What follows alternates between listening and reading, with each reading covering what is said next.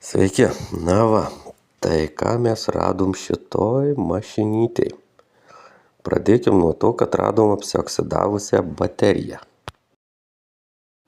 Nesimato, nes iš tikrųjų nuvaliau ir po to pagalvojau, kad nufotkinau, bet esmė tokia, kad šitoj vietoj.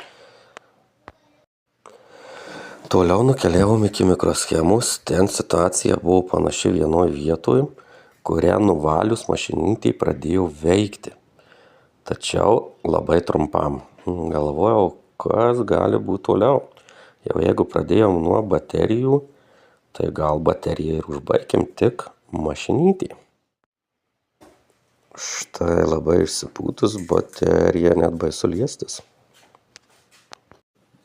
Ją patikrinus buvo akivaizdu, kad jinai beveik visiškai įsikrovus, todėl nepajėgia toliau važiuoti. Bet tai dar ne paskutinė problema. Paskutinė problema buvo štai čia. Tai va, paskutinė problema sugedęs ir pakrovėjas. Galiausiai, kas beliks, nusipirk bateriją, nusipirk pakrovėją ir mašinytė važiuos toliau kaip nauja. Tai tiek. Tai va, sekit mane, stebėkit, bus daug naujų įdomių video ir toliau. Iki.